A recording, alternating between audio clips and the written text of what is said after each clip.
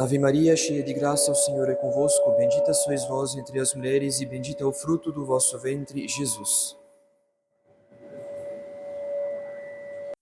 Divino Menino Jesus, Nossa Senhora do Rosário, São José, em nome do Pai, do Filho e do Espírito Santo. Amém. Queiram sentar-se.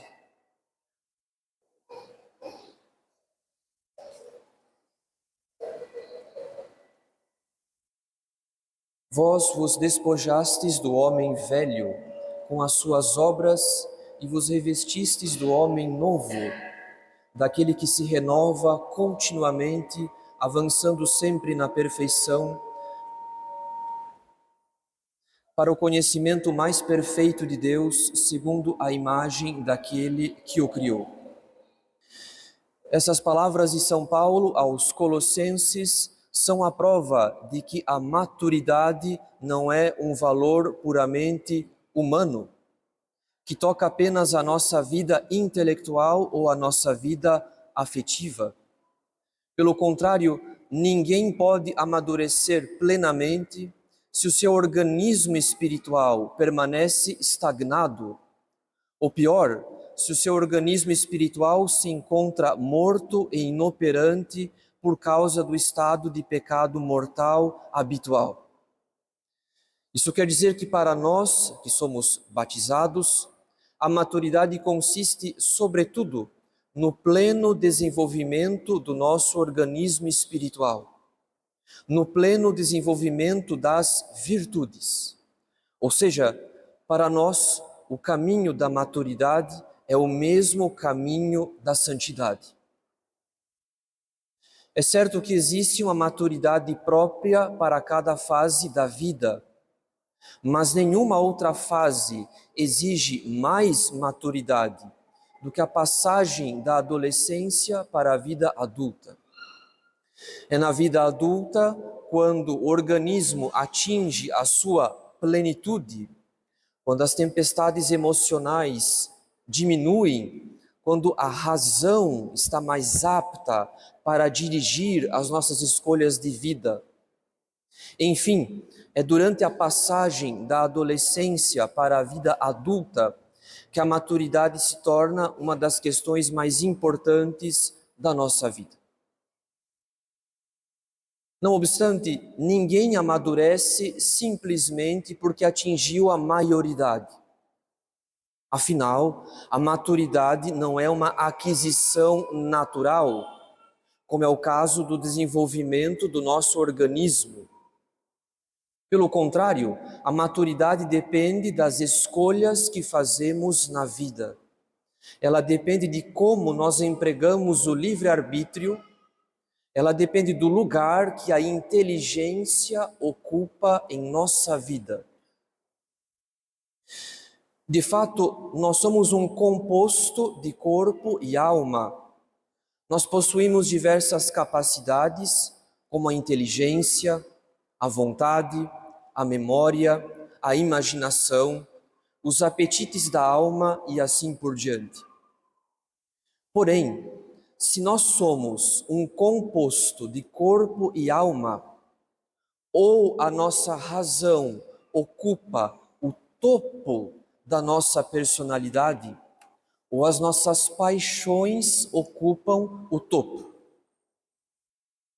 Quando a razão dirige e ordena a nossa personalidade, quando a razão é soberana sob o auxílio da graça, nesse caso, nós estamos na via que nos conduz à maturidade. Pois um indivíduo que se dirige pela luz da razão sob o auxílio da graça, esse indivíduo é dono de si mesmo. Esse indivíduo não se deixa dominar pelas paixões desordenadas. Esse indivíduo almeja bens superiores como as virtudes. Por outro lado, quando a razão não ocupa o topo da nossa personalidade, então nós fazemos de algum aspecto periférico da nossa natureza o centro da nossa personalidade. Por exemplo, a concupiscência da carne, no caso de uma alma dominada pelo pecado da impureza. Ainda que o indivíduo tenha conquistas pessoais ou profissionais, a sua personalidade ainda se mantém infantilizada pelo vício, que impede o governo da razão, sob o auxílio da graça, sobre todos os aspectos da vida. Depois de termos considerado a importância da nossa identidade pessoal, assim como os danos causados pelo espírito de comparação, hoje vamos considerar um segundo aspecto da maturidade, que é a interioridade. Uma pessoa amadurecida é alguém que vive no seu próprio interior. Ela se conhece, ela conhece as suas qualidades, ela reconhece os seus defeitos, ela procura ser dirigida pela luz da razão, sob o auxílio da graça. Quem nos estimula desde a nossa infância a cultivar a nossa interioridade, em primeiro lugar, são os nossos pais. É certo que Deus nos deu uma natureza humana com as suas mais diversas qualidades naturais. Mas quem nos estimula a reconhecer, a perceber essas qualidades, é o amor e a atenção dos nossos pais. O amor dos nossos pais, de certa maneira, é uma extensão, é uma continuação do amor de Deus. Deus nos dá uma natureza boa, com diversas capacidades e repleta de qualidades. Mas quem nos ajuda a desenvolver as nossas capacidades e reconhecer as nossas qualidades é a presença amorosa e atenciosa dos nossos pais. Nossos pais recebem de Deus a missão de atender não apenas as nossas necessidades do corpo, como a alimentação ou o vestuário. Acima das nossas necessidades do corpo estão as nossas necessidades da alma, desde as nossas necessidades afetivas até as nossas necessidades espirituais.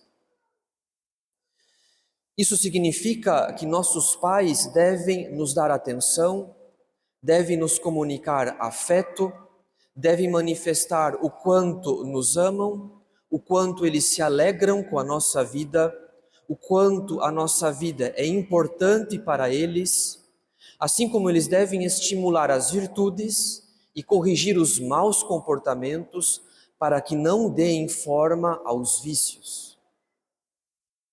Em outras palavras, durante a nossa infância, nossos pais nos ajudam a formar a nossa interioridade. Eles nos ajudam a conhecer quem nós somos, quais as nossas qualidades e qual o nosso valor. Assim como eles nos ajudam a reconhecer quais são os nossos defeitos, corrigindo os nossos maus comportamentos.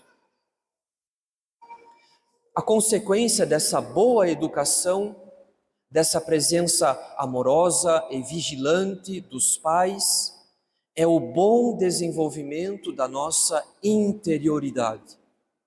Quando o indivíduo conhece o seu próprio valor, conhece o valor da própria alma, o valor da vida que Deus lhe deu, e assim esse indivíduo não se sente vazio ou triste com a própria vida, não se sente tampouco inconformado ou revoltado com a própria vida. Se nossos pais nos ajudaram a desenvolver a nossa interioridade, então nós aprendemos a valorizar a nossa vida, que não tem preço, que não pode ser negociada, que não pode ser vendida por nada nesse mundo, pois a nossa alma vale o sangue preciosíssimo de Jesus Cristo.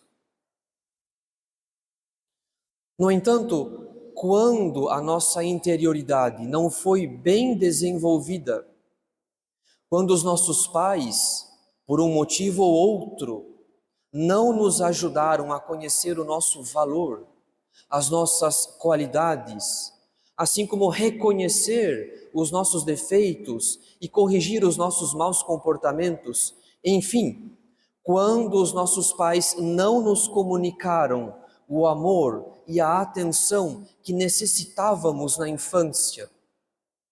Em muitos casos, nós podemos adquirir na vida adulta um sentimento persistente de carência, uma necessidade desordenada de obter atenção, afeto ou validação, que nos põe constantemente em dependência de outras pessoas para que possamos nos sentir bem. Na verdade, caros fiéis, enquanto somos crianças, os nossos pais, ou aqueles que ocupam o lugar dos nossos pais, são os principais responsáveis para desenvolver a nossa interioridade. Ou seja, são eles que devem nos ajudar a perceber o nosso valor, as nossas qualidades, as nossas capacidades, o sentido da nossa vida e assim por diante. Durante a nossa infância, nós desenvolvemos uma boa autoestima, ou seja, nós reconhecemos o nosso valor, graças a essa presença amorosa e atenciosa dos nossos pais. Porém, quando atingimos a idade adulta, nós não podemos mais depender dos nossos pais para nos sentirmos amados e valorizados. Quando nós atingimos a idade adulta, nós não podemos esperar que os outros estejam disponíveis a todo tempo para atender às nossas necessidades emocionais. Em outras palavras, quando nós atingimos a idade adulta, nós seremos responsáveis pela nossa própria vida. E muitas vezes nós seremos responsáveis pela vida dos outros, seja na vida matrimonial, em razão dos filhos, seja na vida profissional. Portanto, caros fiéis, o sentimento de carência nos impede de amadurecer, nos impede de entrar na vida adulta, porque nos mantém nas mesmas necessidades emocionais próprias da infância. Ou seja, num estado de constante dependência de alguém para nos sentirmos amados ou validados. É por causa da carência que muitos católicos tomam péssimas resoluções, algumas vezes com consequências severas para a vida toda. Em primeiro lugar, a carência é má conselheira nas amizades. Quando uma moça ou um rapaz católico se sente infeliz com a própria vida, se sente triste, frustrado, ou então se sente sozinho, essa moça ou esse rapaz pode procurar seus amigos para saírem juntos, num evento noturno qualquer, talvez um ambiente mal frequentado, com péssimas músicas, onde haverá ingestão excessiva de bebida alcoólica, onde poderá conhecer pessoas com segundas intenções, e tudo isso até muito tarde, acabando numa hora avançada da madrugada, após muita ingestão de bebida alcoólica. Podemos nos perguntar, caros fiéis, que amizade é essa em que um amigo católico decide engajar outros amigos católicos para levá-los todos ao mau caminho, a maus ambientes, aos mais diversos vícios, contra a temperança, contra a modéstia, contra, quem sabe, a castidade. E todo esse programa imprudente e escandaloso termina tão tarde que certamente vai lançar cada um dos envolvidos num grande sentimento de culpa, quando todos acordarem no final da manhã, ou quem sabe no meio da tarde, quando perceberem que exageraram e perderam a paz de consciência.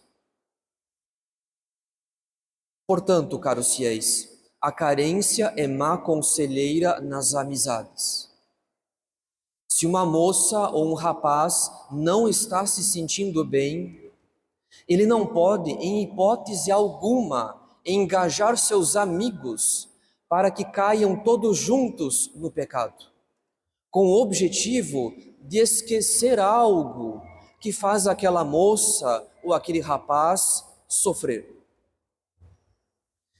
Esse exemplo demonstra o quanto a carência mal resolvida e mal curada infantiliza a nossa alma. A carência nos impede de amadurecer, porque nós pretendemos resolver nossos sentimentos profundos de tristeza ou de insatisfação com a vida. Enfim, nós pretendemos curar certas paixões por meio de outras paixões. Por meio de paixões veementes, paixões intensas, num programa noturno entre amigos que inclua muita bebida alcoólica, músicas péssimas, ambiente mal frequentado e muita privação de sono. Pois, quanto mais a noite avança, menos condições temos para refletir e evitar pecados. Então nós nos infantilizamos quando pretendemos curar certas paixões com outras paixões. Quando pretendemos curar tristeza, procurando as falsas consolações do pecado, do espírito mundano, porque são as crianças que agem assim, que se esquecem de suas tristezas quando lhe damos um doce ou um brinquedo.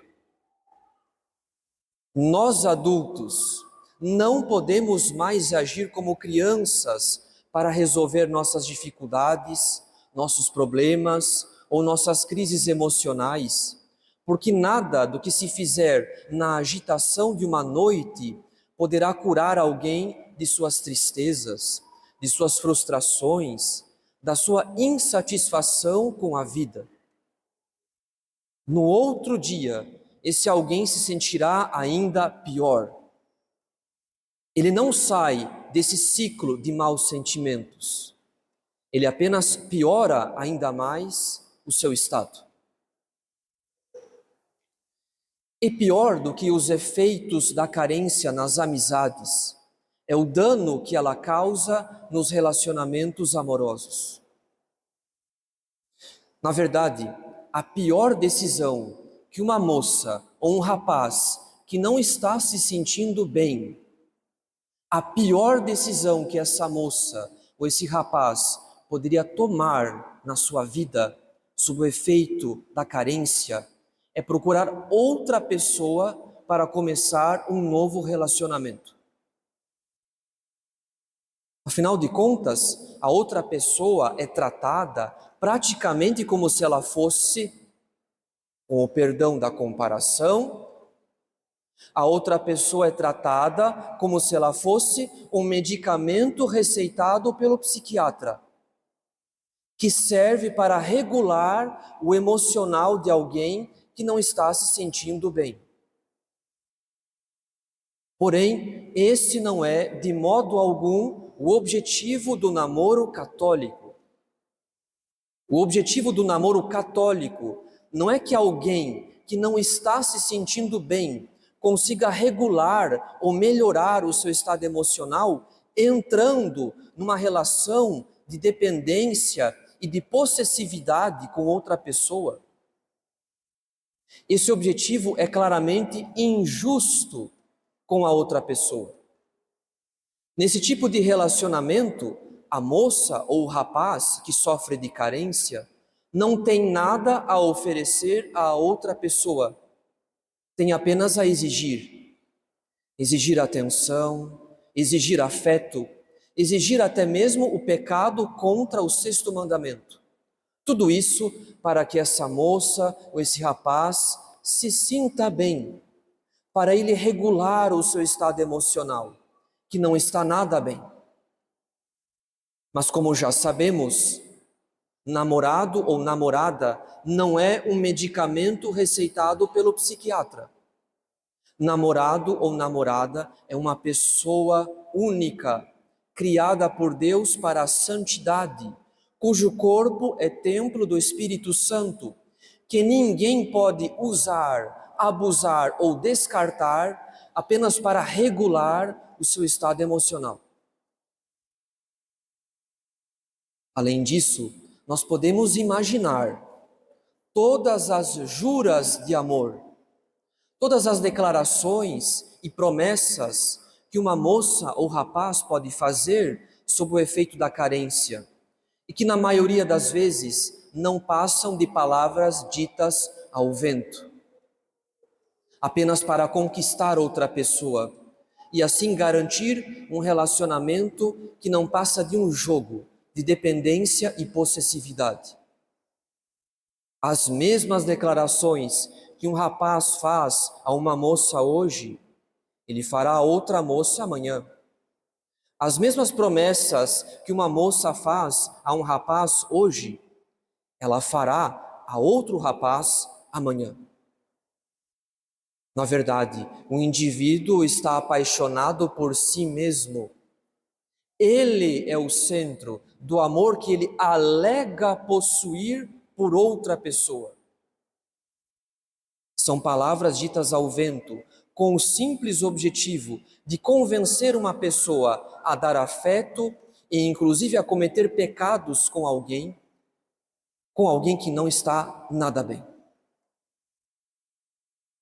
Portanto, caros fiéis, a carência é má conselheira. Ela corrompe as amizades e os relacionamentos. Ela inflama o orgulho, o amor próprio ferido de alguém que se vê no direito de induzir os outros ao pecado, apenas para que ela substitua o mal-estar da própria vida por paixões veementes, seja entre amigos, seja em relacionamentos superficiais e pecaminosos. A carência mal curada, depois de ter corrompido as amizades e os relacionamentos, termina lançando o indivíduo no isolamento. Quando ele perder a confiança e o respeito de todas as pessoas, de todas aquelas pessoas que ele usou e abusou apenas para regular o seu estado emocional e se sentir amado. Na verdade, caros fiéis, a única forma de curar a carência é pela vida interior. O amor que porventura não recebemos de modo consistente dos nossos pais, nós não vamos roubar esse amor ou essa atenção das outras pessoas. Nós não vamos saciar a nossa sede de felicidade por meio de dependência emocional e possessividade nas amizades ou nos relacionamentos. Nós não temos o direito de usar e depois descartar as pessoas apenas para nos sentirmos bem. Vamos à fonte de todo amor. Vamos ao Sagrado Coração de Jesus. Beber do seu amor imenso e excessivo, pois é a vida interior que nos dá o sentido profundo e autêntico da nossa vida. Do contrário, caros fiéis, as outras pessoas continuarão pagando o preço da nossa imaturidade. E nós perderemos, ano após ano, a confiança e o respeito de mais e mais pessoas, que se afastarão de nós, após terem sido feridas por nossas atitudes egoístas, e abusivas. Não temos outra escolha.